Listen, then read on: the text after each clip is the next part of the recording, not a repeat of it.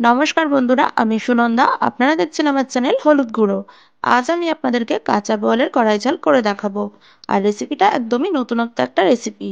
আর এই রেসিপিটা একবার বাড়িতে বানিয়ে খেলে কথা দিচ্ছি আর একবার কিন্তু বানাতে মন চাইবে। আর আমার চ্যানেলে যদি কেউ নতুন হয়ে থাকেন, প্লিজ চ্যানেলটাকে সাবস্ক্রাইব করে পাশে থাকবেন আর বেল নোটিফিকেশন অন করে দেবেন, যাতে নিত্য নতুন এরকম ভিডিও আপনাদের সামনে আনতে পারি। তাহলে দেরি না করে আর কথা না বাড়িয়ে তাহলে রেসিপিটা চলুন শুরু করি। আর এই রেসিপিটা করতে কিন্তু একটু বড় সাইজের বোয়াল মাছ নিলেই ভালো হয়। তো আমি এখানে একটু বড় সাইজের বোয়াল মাছই নিয়ে নিয়েছি। আপনারা চাইলে মাঝারি সাইজের বোয়াল মাছটাও ব্যবহার করতে পারেন। তো বোয়াল মাছ আমি ভালো করে ধুয়ে এভাবে রেখে দিয়েছি জল ঝরিয়ে। তার উপরে আমি সামান্য কিছুটা লবণ দিয়ে নিচ্ছি, এটা আপনারা স্বাদ বুঝে নেবেন। আর আমি দিয়ে দেবো সামান্য পরিমাণ মতন হলুদ গুঁড়ো। লবণ আর হলুদ দেওয়ার পরে আমি এখানে একটু লাল লঙ্কার গুঁড়ো ব্যবহার করব।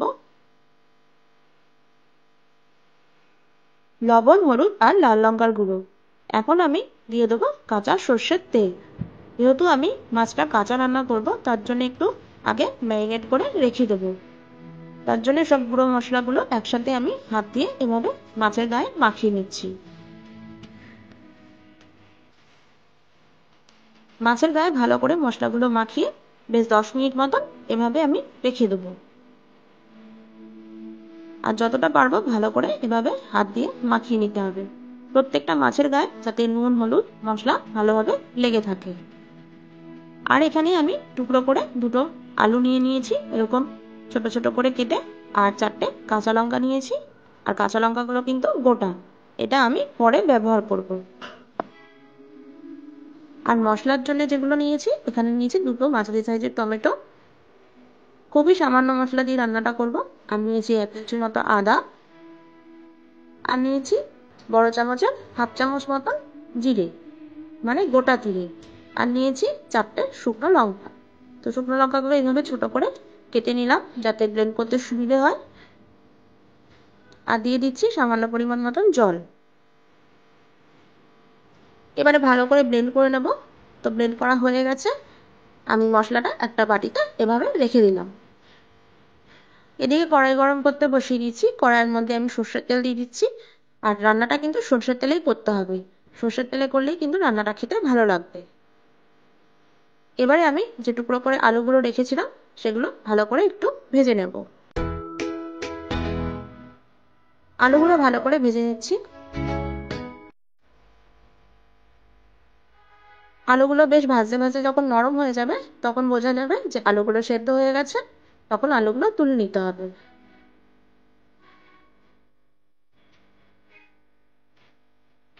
তো আলুগুলো কিন্তু ভাজা হয়ে গেছে, এবারে আমি তুলে নিচ্ছি।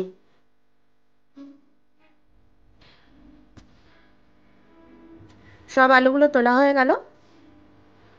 আলুগুলো আমার এভাবে ভাজা হয়ে গেছে। আলু ভাজার যে তেল ছিল, তার সাথে আমি খানিকটা পরিমাণ সর্ষের তেল এখানে অ্যাড করে দিলাম। এবারে আমি এর মধ্যে দিয়ে দেবো কালো জিরা।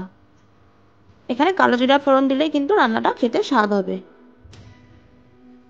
তো কালো জিরা থেকে ফোড়নের গন্ধ বেরিয়ে এসছে। এবারে যে মশলাটা তৈরি করে রেখেছিলাম, তো সেই মশলাটা আমি এর মধ্যে দিয়ে দিচ্ছি।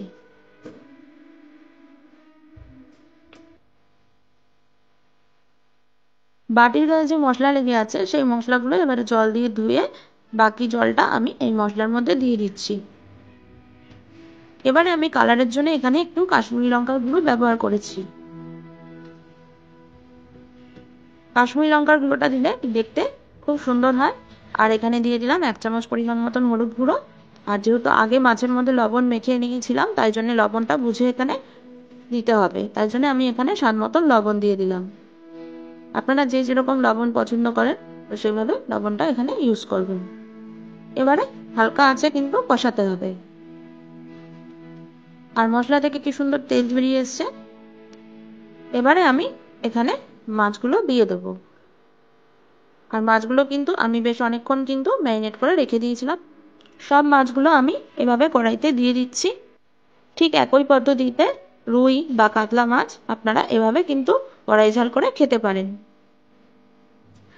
এবারে আমি বাটির মধ্যে যে মশলাটুকু ছিল, মানে যে তেল আর নুন মশলাটুকু ছিল, সেটুকু আমি দিয়ে দিলাম। এবারে একটুখানি ভালো করে তলায় যাতে না লেগে যায় এক এক করে কিন্তু মাছগুলো আমি এভাবে উল্টে দিচ্ছি। আর এই কাঁচা বোয়ালের কিন্তু টেস্টটা অসাধারণ হয়। আমরা ভাজা বোয়াল যতটা ভালো আমরা রান্না করি বা খাই, তার থেকে যদি এভাবে কাঁচা বোয়াল রান্না করা যায় তাহলে কিন্তু স্বাদটা দ্বিগুণ বেড়ে যায়। তো একবার আপনারা এভাবে বাড়িতে বানিয়ে খাবেন কাঁচা বোয়ালের কড়াই ঝাল, দেখবেন খেতে কিন্তু দুর্দান্ত লাগে। তো যাই হোক, আমি সব কিছু এক জায়গায় করে নিলাম। এবারে ভেজে রাখা আলু দিয়ে দিচ্ছি।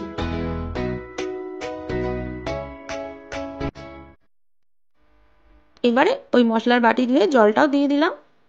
জলটা কিন্তু খুব সামান্য পরিমাণে দেবো, যেহেতু এখানে ঝাল বানাচ্ছি, তো সেখানে কিন্তু বেশি জলের ব্যবহার করব না। আর আলুগুলো যেহেতু আগে থেকে ভেজে রেখেছিলাম, তো সেক্ষেত্রে কিন্তু আলুগুলো সেদ্ধ হতে খুব বেশি একটা সময় লাগবে না। এবারে সবকিছু এক জায়গায় করে নিচ্ছি।